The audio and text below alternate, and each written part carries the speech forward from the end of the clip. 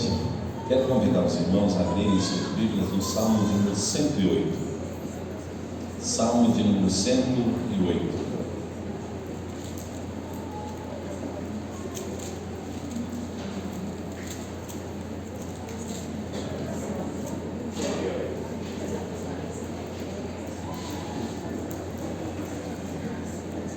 Salmo de número 108.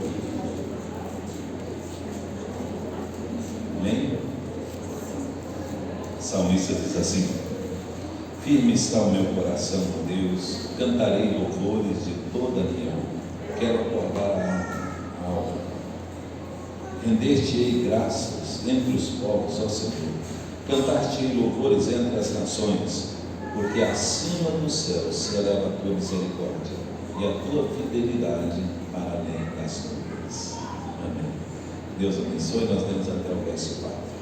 Irmão, o salmista está dizendo da posição dele diante do Senhor, né? Meu coração está firme com o Senhor. E aí ele coloca algumas coisas aqui no salmo que representam isso. Primeiro, ele diz assim: que desperta de madrugada para louvar o Senhor, também dizer o Senhor. Que ele reconhece e faz conhecido entre os povos os feitos do Senhor. Ele diz assim: porque a misericórdia e a fidelidade do Senhor é para além das nuvens, ou seja, está acima de tudo, né? Ou para além das nuvens, quer dizer, tão grande é a sua misericórdia e a sua fidelidade. Irmãos, nós estamos aqui para juntos adorarmos o Senhor, bendizermos o Senhor e agradecê-lo pelas bênçãos que Ele tem derramado em nossas vidas. O culto, na verdade, é sempre uma resposta nossa diante do Senhor por aquilo que o Senhor tem feito por nós, o Senhor fez por nós. Então, por isso, nós estamos aqui para adorar o Senhor.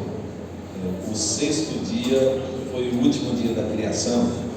O sétimo dia foi o dia que Deus reservou para que através dele nós pudéssemos adorar a Deus, servir o Senhor e expressar nossa gratidão. E aí no mandamento, quando ele fala para guardarmos o dia do Senhor, ele diz assim: 6 dias trabalharás e farás toda a tua obra, mas o sétimo dia é o santo sábado do Senhor. É o dia em que nós reservamos para agradecer a Deus por toda uma semana de trabalho, por tudo aquilo que nós tivemos a oportunidade de realizar. E agora nós estamos juntos aqui para agradecer a Deus, louvar ao Senhor. Nós temos muitos motivos para agradecer ao Senhor. Nós temos saúde, nós temos libertação, nós temos sustento, nós temos direção do Senhor, nós temos os livramentos do Senhor na nossa vida. Tudo isso é motivo para juntos nós adorarmos o Senhor e bendizermos o Senhor. Quero te convidar nessa noite para que nós todos juntos, em comunhão, exaltemos e glorifiquemos o nome do nosso Deus. Amém? Vamos orar, vamos ter uma oração de adoração ao Senhor. Oremos. Pai, nós queremos, Senhor, te adorar nessa noite. Ó Deus, nós queremos reconhecer as tuas eternas misericórdias, Senhor, para conosco, e a tua bondade, Senhor, todos os dias sobre nossa vida.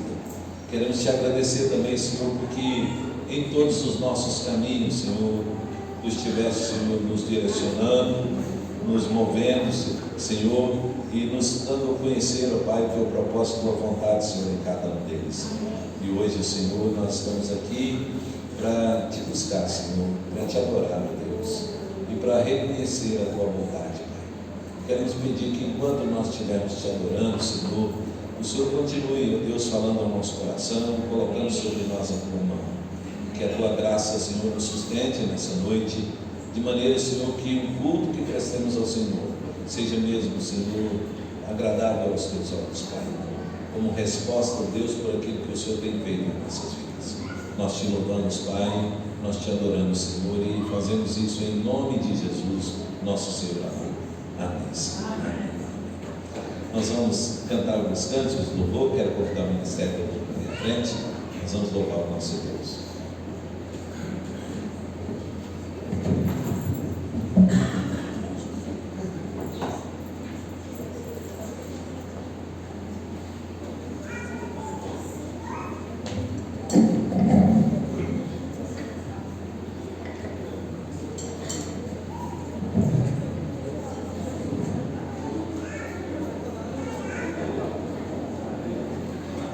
Amém.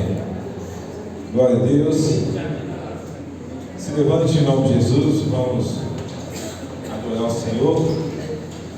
Aliás, continuar adorando o Senhor, né? Vamos continuar adorando o nosso Deus. E o louvor que vamos cantar ao Senhor agora, vem com Josué, que está em Jericó. É um louvor que a gente tem que tomar posse dessa palavra. Porque você não viver aquilo que canta, conversei com o pessoal do louvor hoje de manhã, é o seguinte: se você canta algo e não consegue, sabe, viver isso, se torna em vão, se torna a palavra igual um sino. A Bíblia fala que é igual um sino ressoando e não tem utilidade alguma.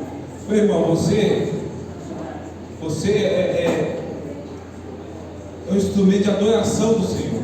A sua voz, o seu corpo, as suas palmas, né? São um instrumento de adoração ao nosso Deus.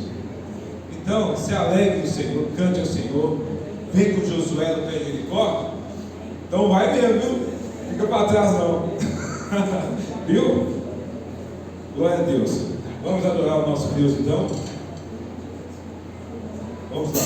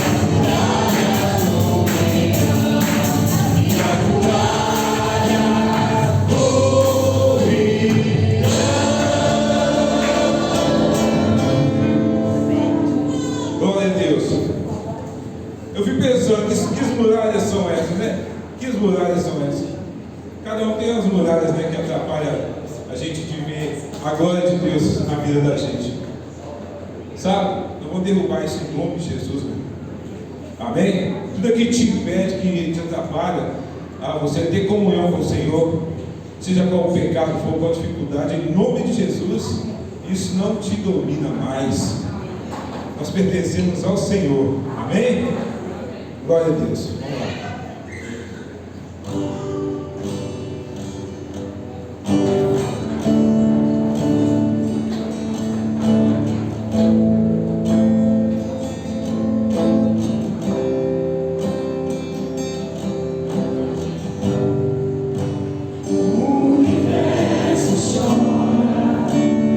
Vamos lá.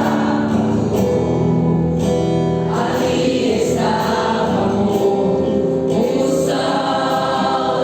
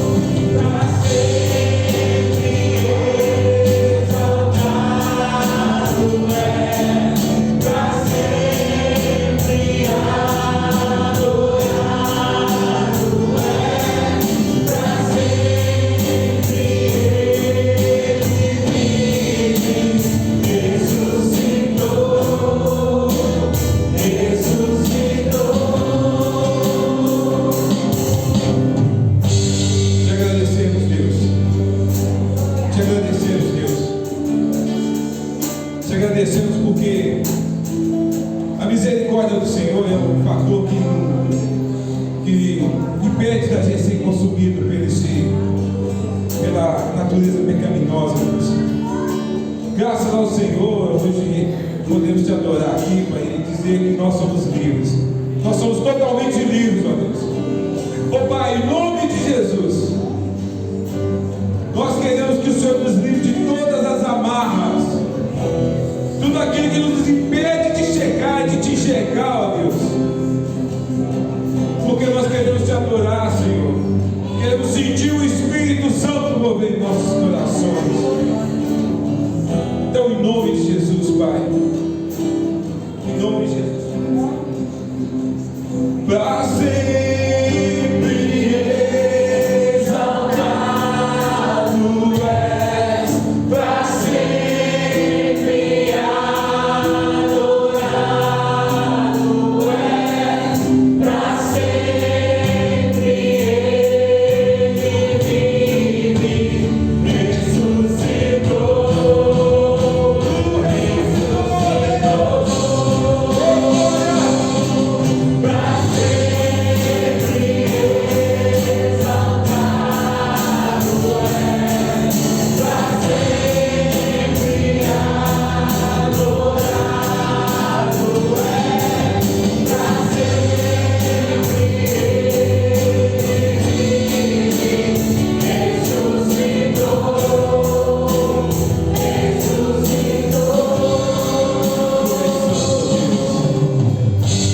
Te agradecemos, Senhor, porque nós sabemos que o Senhor não deixa a gente na mão. Por mais que a gente às vezes pisa na bola, a gente é fraco na fé, a gente duvida, mas é bom saber que eu sou fraco, pequeno, eu sou pó, mas que o Senhor é tremendo, o Senhor é o contrário de mim. O Senhor é forte, maravilhoso. O Senhor venceu a morte. Você é livre, meu irmão. Você é livre. Chegue com ousadia na presença de Deus.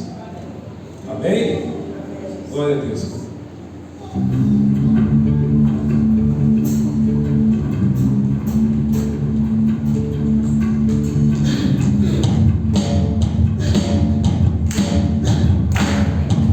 Santo Deus, Tu és lindo, maravilhoso Deus.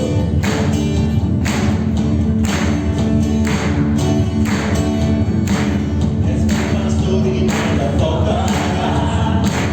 As águas calmas me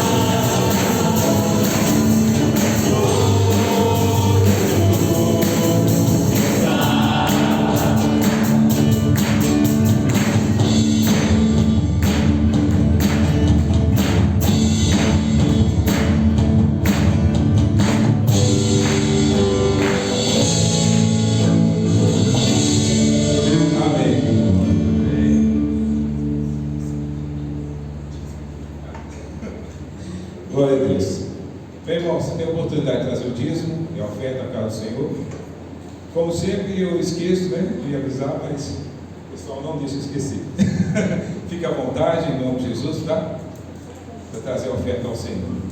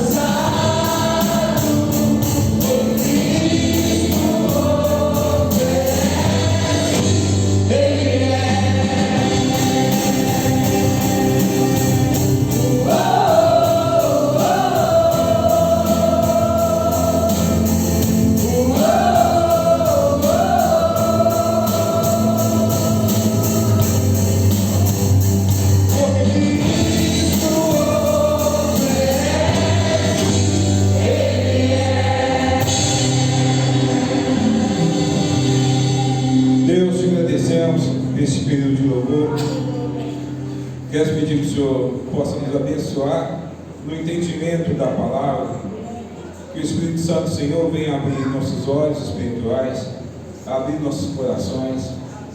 Te pedimos isso em nome de Jesus, ó Deus. Amém.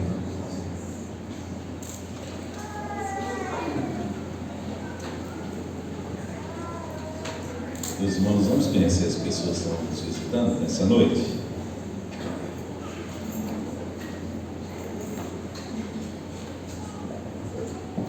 Boa noite, igreja. Deus abençoe a vida dos irmãos. Tem aqui no nosso meio alguém que é a primeira vez que nos visita, que chegou depois que eu já tinha subido aqui para o templo? Não? Tem uma mãozinha levantada ali. Por favor, fique de pé. Por favor. Qual que é o nome do senhor? Não entendi. Edson. Seja muito bem-vindo, Sr. Edson. É uma alegria receber o senhor. Sinta-se à vontade no nosso meio. Que Deus possa falar ao seu coração nessa noite. Em nome de Jesus. Tem mais alguém que é a primeira vez que está aqui conosco? Deus abençoe o senhor, Sr. Edson. Fazendo aniversário no decorrer da semana, tem os irmãos Wagner Gomes, Kátia Santos, o César, esposo da Patrícia, G. Gonçalves, o Arlan Andy, o marido da Cleusa, Natália Oliveira e Heloísio Pacheco, nosso diácono. Eu desejo que todos tenham uma semana abençoada, em nome de Jesus. Adão e Fátima fazendo aniversário de casamento. E fazendo aniversário. 40, Adão. Nossa, que bênção, hein? Né, de casar. E nossos irmãos Adalto e Fátima completando anos de aniversário. Que o Senhor abençoe a vida de vocês, de casamento. Deus tem vocês muito mais anos de vida juntos. Que Deus abençoe a sua família. Em nome de Jesus, Adalto, Fátima, Deus abençoe vocês. Daqui a pouco vamos orar, né? Nós temos avisos. Tem alguém que tem algum aviso para você dar? Não? Então quero fazer um convite, né, para a nossa escola dominical. Hoje nós tivemos uma escola dominical maravilhosa, muito boa, né? Então quem não está vindo, irmão, está deixando de receber um conteúdo muito precioso para o seu crescimento espiritual. Então quero convidar você para vir. E nós estamos também tomando café antes da escola dominical. E o café começa às 8h30 da manhã. Então venha. E se você tiver condição, traga alguma coisa para a gente, um petisco aí para a gente tomar café junto, tá? Então todo domingo, às 8h30 nós começamos o café e depois 9h a nossa escola dominical.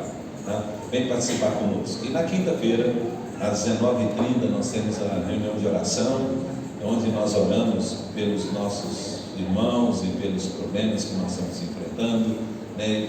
Venha também participar conosco, venha orar conosco, também para a gente orar com você. Participe conosco da reunião de oração, toda quinta-feira às 19h30. E o culto, né? Hoje no domingo, né? À noite, nós temos esse culto de adoração ao Senhor. Quero convidar as crianças para vir aqui à frente. Nós vamos orar por elas e elas descerão para o culto, enquanto nós teremos o nosso culto aqui.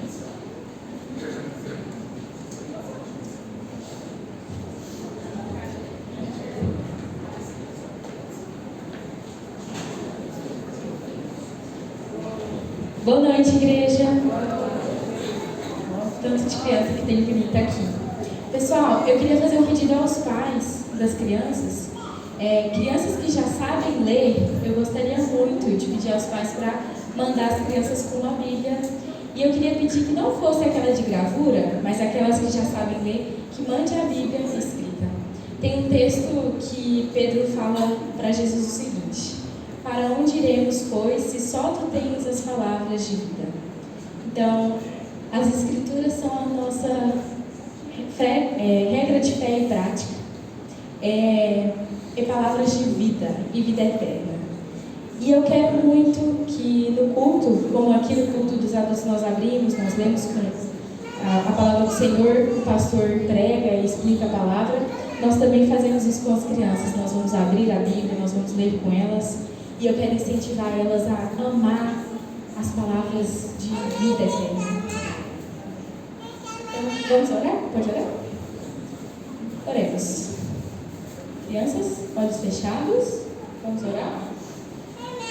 Senhor Deus, Pai grandioso, obrigado por essa noite, Deus. Obrigado porque o Senhor é um Deus todo-poderoso que tem cuidado das nossas crianças, tem cuidado desta igreja.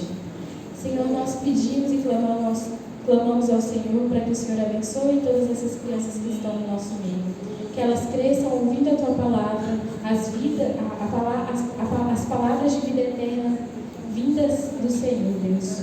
Nós pedimos por isso e pedimos pela igreja, Deus, que ela sinta o Teu agir no nosso meio, através da palavra, através da vida do pastor Marinho. Nós pedimos isso, pedimos para que o Senhor dê essas suas bênçãos na vida do pastor Marinho e de todos nós que estamos na igreja unidos em fé e em amor ao Senhor, Deus. Em nome de Jesus. Amém. Quando as crianças vão descendo, quero convidá-los a abrirem suas Bíblias na carta de Paulo aos Efésios, no capítulo 4. Carta de Paulo aos Efésios, capítulo 4, nós leremos do verso 7 até o verso 10. Efésios, capítulo de número 4, versículo 7 até o versículo de número 10.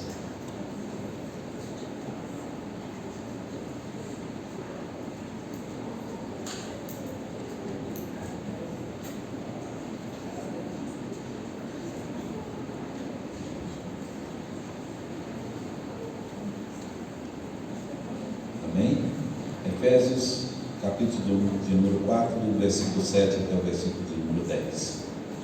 O texto diz assim: E a graça foi concedida a cada um de nós, segundo a proporção do dom de Cristo. Por isso diz, quando ele subiu às alturas, levou cativo o cativeiro e concedeu dons aos homens.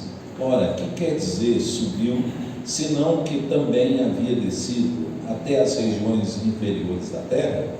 Aquele que desceu é também o mesmo que subiu acima de todos os céus para encher todas as coisas.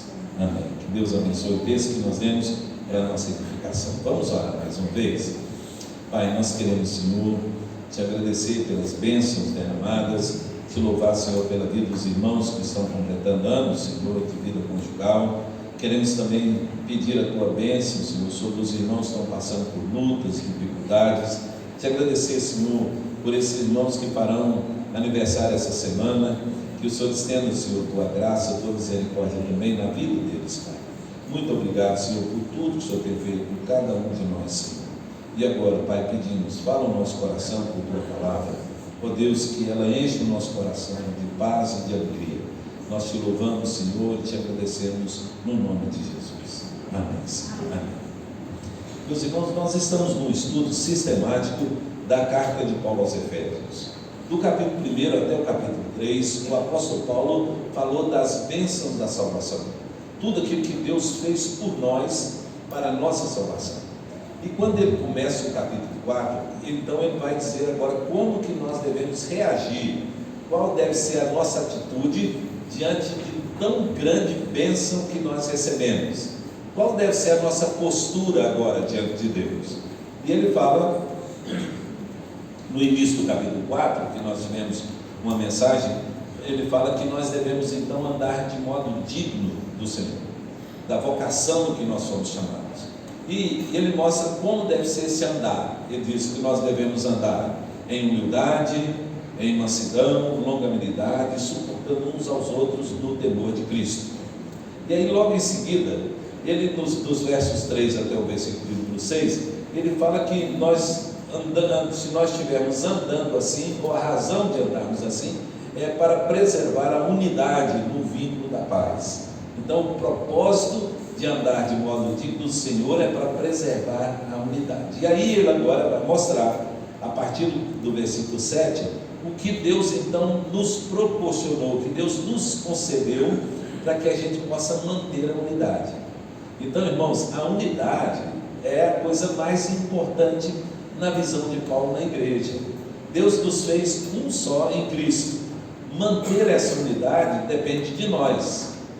Deus já fez, Deus já nos colocou em Cristo, Deus já nos deu a salvação, Deus já nos colocou como um só corpo nele, em Cristo Jesus. Então, aquilo que Deus precisava fazer, Ele já fez. Por isso, Paulo não diz que nós devemos ter unidade, ele diz para a gente manter a unidade, porque a unidade já foi concedida. Então, é tarefa nossa de manter a unidade. E aí, o que Ele fez, o que Ele proporciona para isso? O que Deus nos capacita para manter a unidade? Ele vai falar isso a partir do versículo de número 7. E aí ele diz que Deus nos concede a graça para podermos viver unidos. E essa graça que Deus nos concede, Ele concede a cada um de nós individualmente. E Ele vai falar então que a primeira coisa que essa graça nos concede são os dons espirituais. E os dons espirituais nos foram dados individualmente. Então, todo cristão possui pelo menos um dom espiritual. Não tem nenhum dom, um crente que não tenha nenhum dom. Uma vez, Reverendo Augusto Podemos contou a história de um menininho que foi participar do coro na escola. Tinha um coro musical na escola e ele foi no primeiro dia para o coro, todo contente, todo feliz. E ele falou: mamãe, hoje eu vou participar do coro, então eu vou cantar lá na frente lá. E aí chegou lá todo feliz para cantar, participou. Quando voltou, chegou e a mãe toda entusiasmada perguntou: e aí, você cantou lá no coro? Ele falou: não, mãe, não cantei não, mas a maestrina me colocou lá no banco para aplaudir, e eu aplaudi com toda a força o povo cantando. Porque cada um de nós, irmãos, às vezes não acha que o dom que Deus nos deu não é tão importante, mas é importante. Todos nós temos uma tarefa e um propósito de Deus para a nossa vida no corpo. Então não importa aquilo que nós vamos exercer no corpo, se é o dom que Deus nos deu, ele tem significado, ele é importante e ele é necessário para o corpo de Deus. E Paulo então vai desenvolver aqui nessa carta agora, a partir do capítulo 4, das bênçãos que Deus nos concedeu para que a gente mantenha unidos. Então, como que Deus vai trabalhar isso na nossa vida? O que Deus vai nos conceder? E o primeiro deles, que nós já dissemos aqui, são os dons espirituais. A palavra aqui, que Paulo usa duas palavras aqui, interessante, para dom, né? Então, primeiro, ele usa no primeiro versículo, no versículo 7, ele fala do dom de Cristo. E depois, logo abaixo, no outro versículo, no versículo 8, ele fala dos dons, no plural. Então, o dom no singular e o dom no plural é diferente. Então, o dom de Cristo, pelo que nós encontramos nas Escrituras, é o próprio Espírito Santo. Então, ele o deu à igreja, deu o Espírito à igreja. E quem distribui os dons é o Espírito Santo. Então, o dom de Cristo é o Espírito. Então, quando Pedro e João estavam em Samaria, ele falou para os discípulos lá de Samaria que eles deveriam se colocar diante do Senhor para que eles pudessem receber o batismo e assim receber o dom de Cristo, que é o Espírito Santo. Quando Jesus, antes de ser assunto aos céus, Jesus falou que eles deveriam permanecer em Jerusalém até que recebessem o Espírito Santo, que o Espírito Santo fosse derramado sobre eles. E nós sabemos disso, a Bíblia nos ensina que isso aconteceu no dia de Pentecostes. Por isso Pedro disse: isso que vocês estão vendo é aquilo que foi prometido desde o Velho Testamento, que Deus nos concederia o seu Espírito. Então, os dons espirituais são distribuídos pelo Espírito, mas quem concede o dom é o Senhor Jesus. Então, deu para ver a diferença entre dons e dom, né? Nós vamos trabalhar isso aqui. E agora, Paulo, então, notem que ele diz assim: a cada um de nós. Então, ele diz: a graça foi concedida, essa graça do dom de Cristo, ela foi concedida a cada um de nós, individualmente.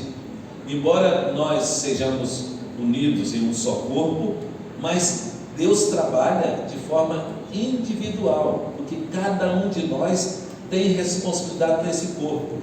Cada um de nós é um membro desse corpo e tem uma função a exercer nesse corpo.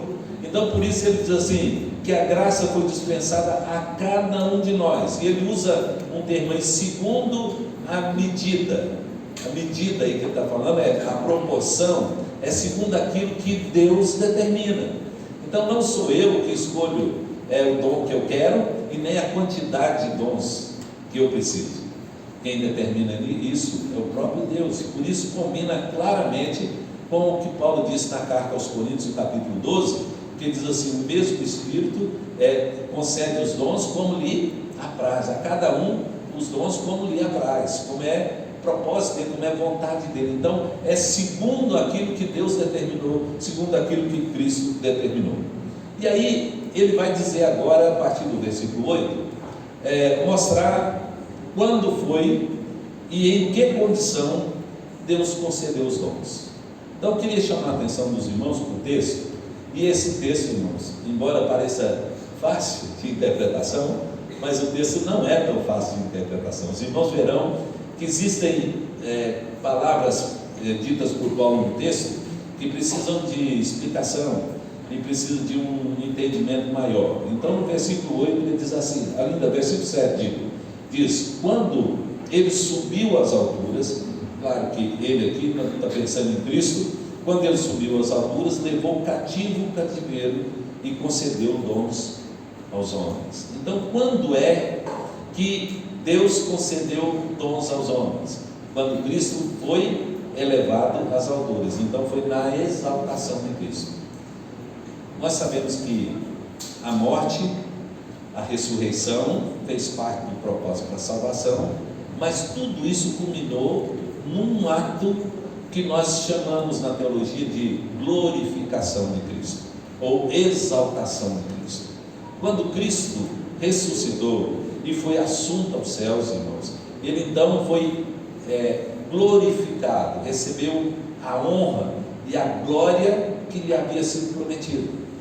Paulo, escrevendo aos Filipenses, ele diz assim, que ele se rebaixou, assumiu a forma de servo, foi obediente até a morte de cruz, e ele diz assim, pelo que também depois Deus o exaltou e lhe deu um nome que está acima de todo nome, para que o nome de Jesus se dobre todo o joelho e toda língua confesse que Jesus é Senhor, para a glória de Deus Pai. Então o que ele está dizendo, irmãos, é que foi quando Cristo foi exaltado que Deus concedeu os dons aos homens. Foi quando Cristo foi elevado às alturas é que ele concedeu dons aos homens. E aí Paulo então, irmãos, quando cita esse texto aqui, que nós acabamos de ler, é uma citação do Salmo 68, versículo 18. Então Paulo toma o versículo 18 do Salmo 68, que fala da vitória de Davi contra os jebuseus, e Davi então faz uma exaltação a Deus, e ele diz lá no texto assim, que o Senhor foi exaltado e subiu às alturas e recebeu homens por herança. Quero ler o texto, vamos ler Salmo 68, versículo 18. Abra sua Bíblia.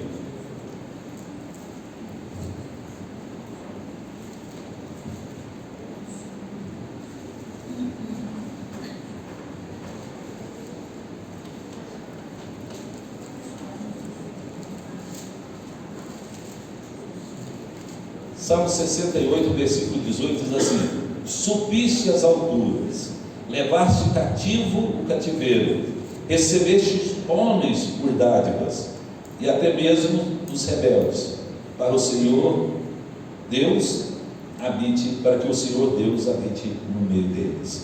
Então aqui no texto, se você conseguiu observar aí, é uma citação desse versículo do Salmo. E quando Paulo faz essa citação, ele está demonstrando que o Salmo era um Salmo messiânico, era um Salmo que falava desse momento de Cristo, quando Cristo foi elevado às alturas, quando Cristo foi exaltado, quando ele foi glorificado. Então, ao citar o Salmo, Paulo está dizendo que aquilo que havia sido profetizado por Davi lá no passado, estava acontecendo agora. Então ele diz assim, subiste às alturas, e quando ele subiu às alturas, o texto diz, levou cativo o cativeiro. Na verdade, irmãos, a tradução aqui levou muitos cativos, que está no original aqui do texto, mas foi traduzido como levou cativo o cativeiro, para combinar com o versículo do Salmo 68, versículo 18. E aí Paulo então, interpretando o Salmo, irmãos, ele faz a aplicação desse Salmo para o momento, quando ele diz que aquilo que o Salmo havia dito lá no passado estava se cumprindo agora na vida de Cristo. E é justamente nisso que ele então concedeu dons, justamente nesse momento que ele concedeu dons aos homens. Mas Paulo faz uma mudança no texto. Lá diz assim: recebestes reis por cativos. E aqui no texto diz receber reis por presentes. E aqui no texto ele diz assim: concedeu dons aos homens. A mudança que Paulo faz aqui, irmãos, no texto, ela não tem diferença, porque ela está combinando também com a obra de Cristo. Lá no livro de Isaías, quando Isaías fala sobre o sacrifício de Cristo na cruz, ele diz assim no versículo 12, né, que lhe daria muitos como sua parte, e com os poderosos repartiria ele o despojo. Então ele diz: o meu servo salvará muitos, né? diz o texto de Isaías. Então Paulo estava pensando na exaltação de Cristo, em que, ao ser exaltado, o Senhor levaria consigo, receberia a honra e a glória, mas ao mesmo tempo ele distribuiria os dons aos homens. Isso era um costume, irmãos, e Paulo estava lembrando disso aqui, um costume da época.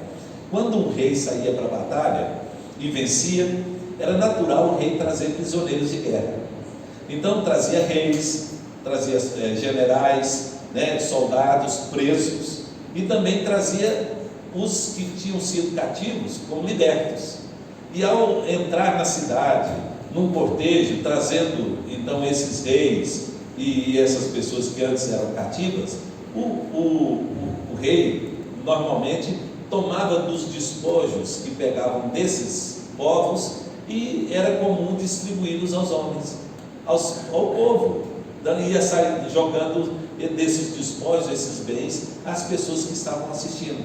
Então Paulo traz uma interpretação do Salmo e uma aplicação nesse sentido. Ele diz assim: olha, o nosso Senhor subiu às alturas, levou o cativo com ele, o cativeiro, e aí concede, então, já que ele levou, ele concede então dons aos homens, dá presentes aos homens. E esses dons são os dons espirituais que nós recebemos. Só que aí, meus irmãos, há uma situação aqui que a gente precisa de explicação, né? Então, quando Paulo faz essa aplicação e diz que ele levou o cativeiro e concedeu dons aos homens, né? No texto aqui, a nossa impressão é que Paulo estava falando justamente de o Senhor ter libertado aqueles que antes haviam sido presos nas garras de Satanás. Então, todo homem que ainda não conheceu Cristo, que ainda não tem um relacionamento com Deus, está mesmo debaixo do governo e do poder de Satanás. E a morte de Cristo foi justamente a libertação.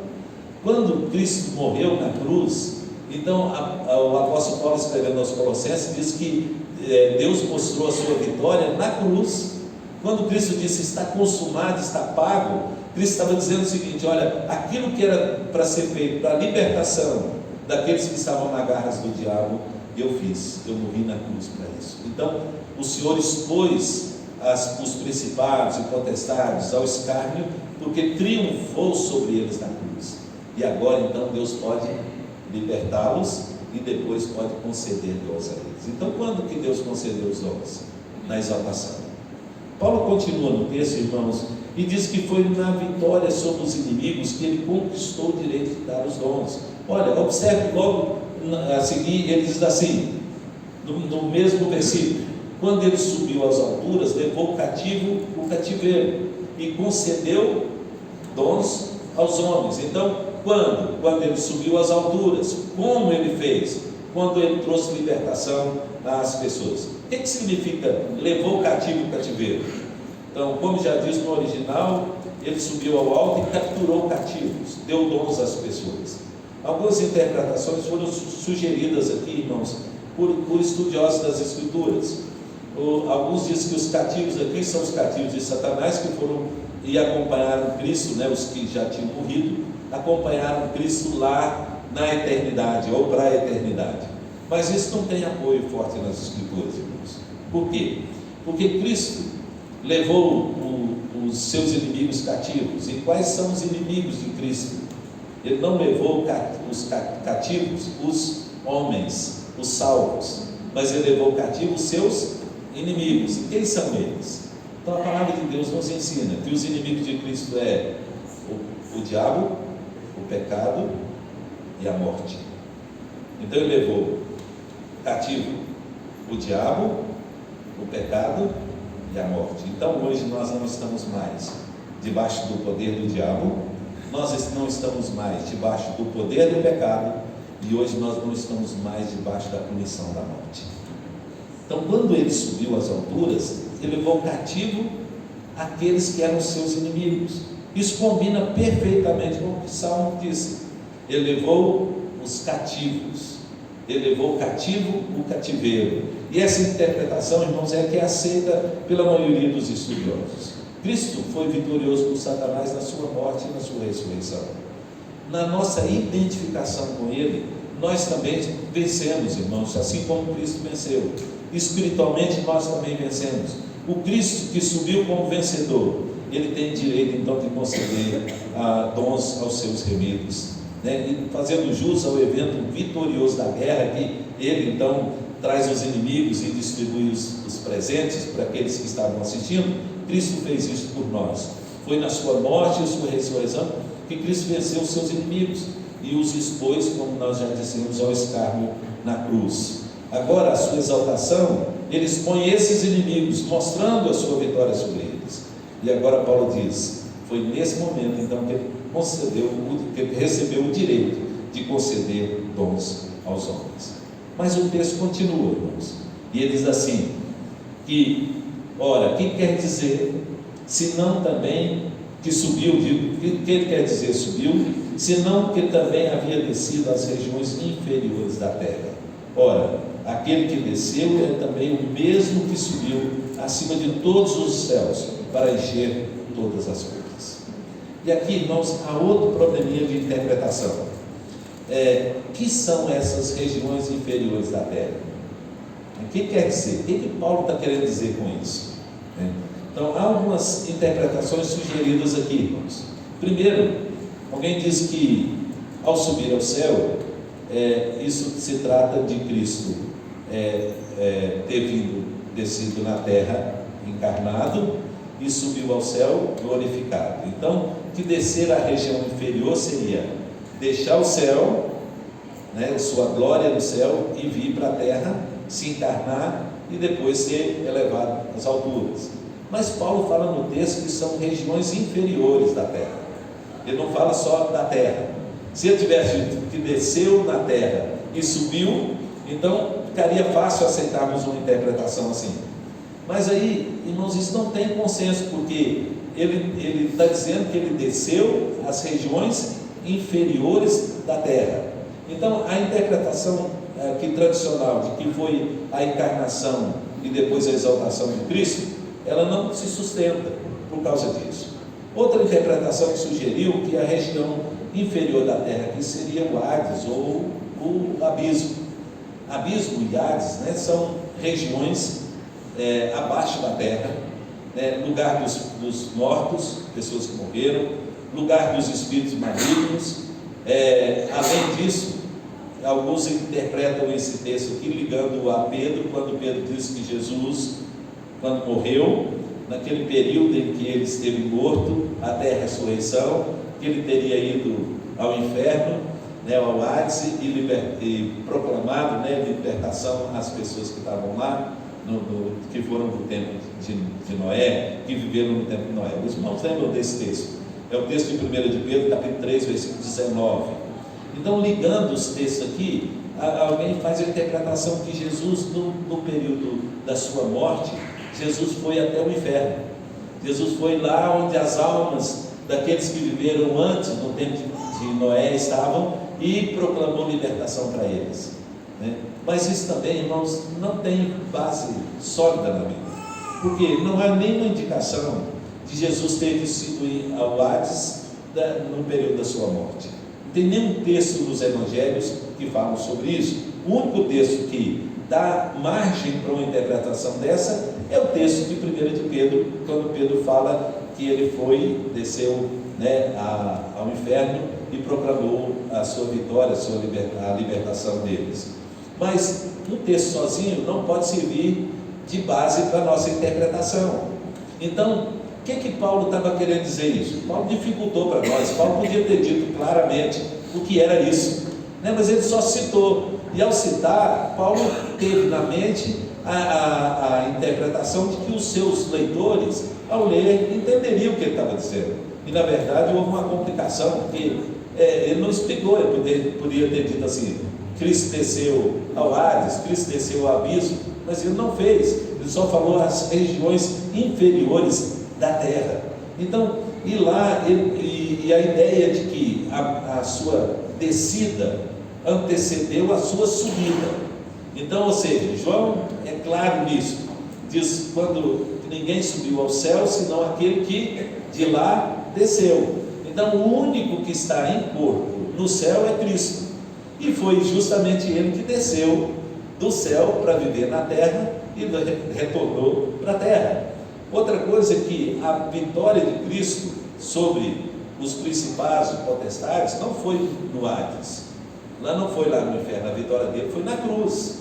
Então não há nenhuma indicação na Bíblia em que Jesus teria descido ao inferno. Então essa palavra de Paulo, as regiões inferiores da terra, nós não podemos associá-la ao inferno ou ao abismo, onde os mortos e os demônios vivem. Então Paulo também fala que a batalha espiritual e Cristo, a batalha de Cristo contra principados e potestades, são nas regiões celestes e não nas regiões inferiores da terra. Então, o que nós podemos concluir, e aqui então podemos pensar que Paulo estava querendo dizer, e que a maioria dos estudiosos acreditam, que essa parte inferior da terra é a sepultura. Então Paulo estava dizendo no texto que esse Cristo que subiu às alturas é o mesmo que desceu à terra, se encarnou, morreu na cruz e foi sepultado. E Jesus até falou sobre isso. Quando Jesus falou sobre Jonas, ele disse assim, que assim como Jonas ficou 3 dias e 3 noites no ventre do grande peixe, ele diz assim, também o Filho ficará no coração da terra.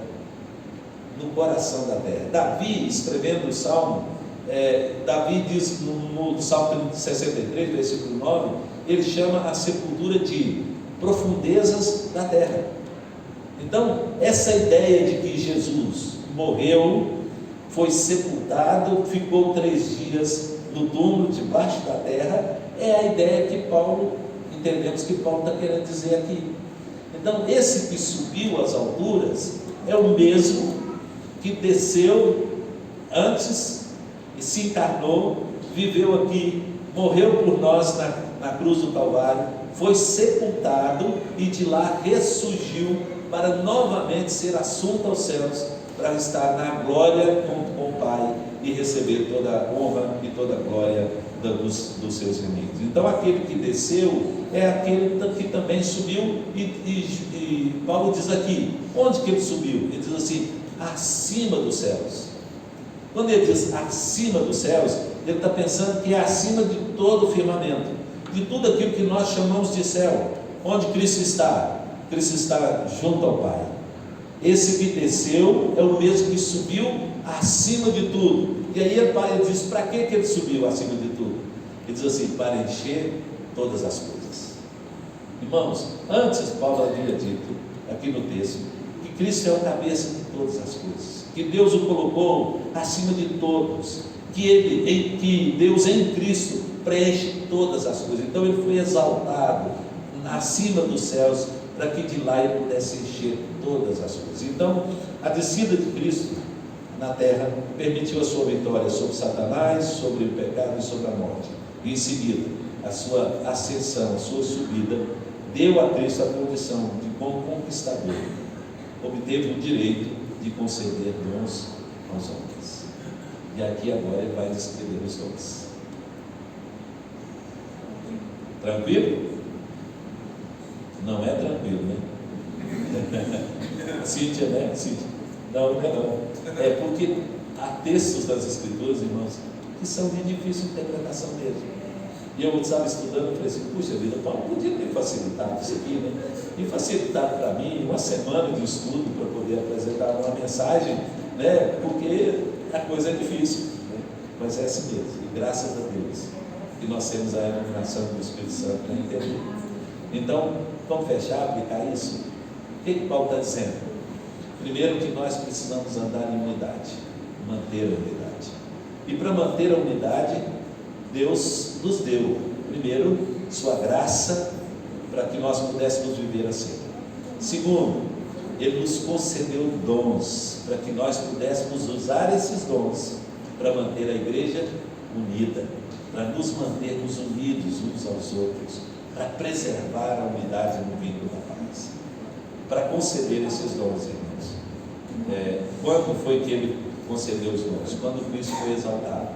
Para conceder esses dons, Ele veio, viveu na terra, morreu pelos nossos pecados, venceu o diabo, o pecado e a morte, foi exaltado acima dos céus, de onde enche todas as coisas, e assim então pode conceder dons aos homens.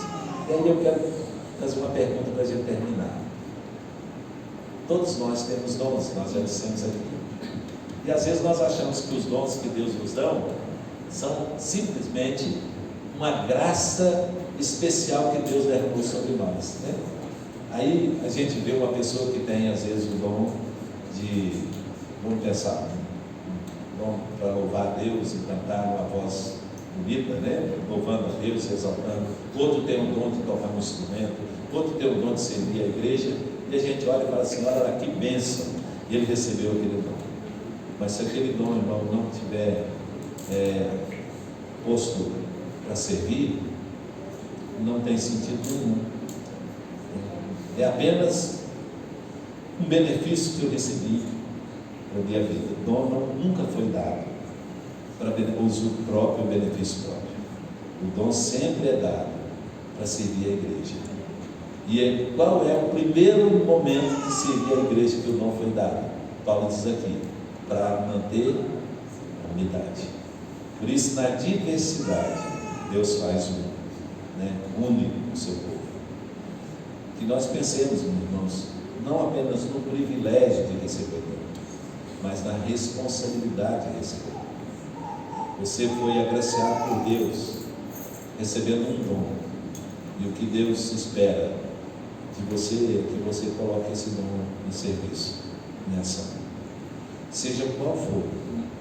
Talvez seja só sentar no banco aqui e aplaudir o coral cantando, o ministério do louvor louvando a Deus aqui, só aplaudir.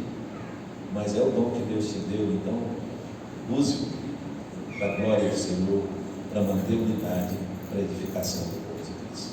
Amém? Deus nos abençoe.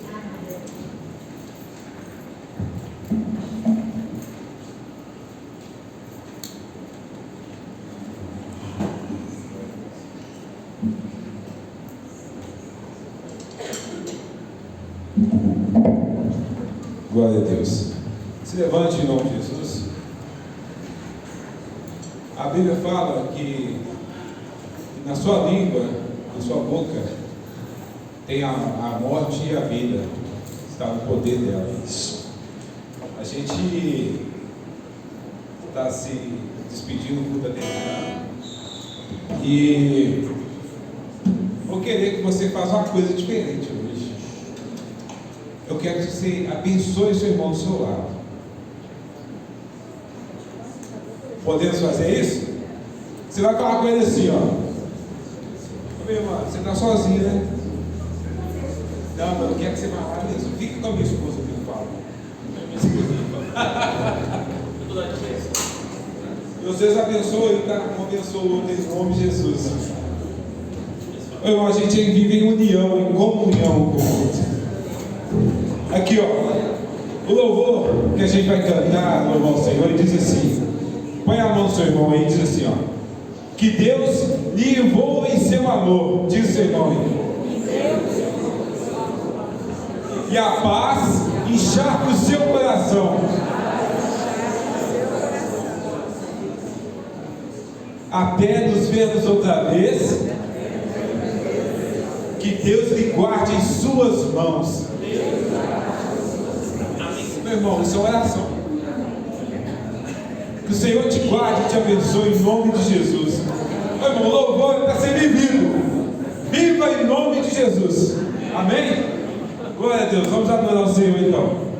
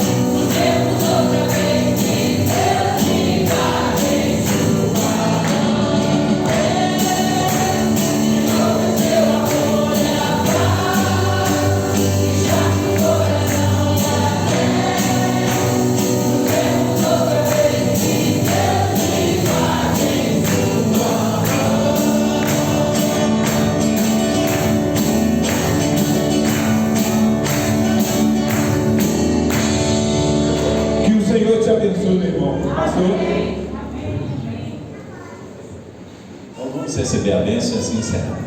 E agora, irmãos, que a graça do Senhor Jesus, o amor de Deus nosso Pai e a comunhão do Santo Espírito esteja sobre todos nós, hoje e para todo sempre. Amém. Deus abençoe a todos.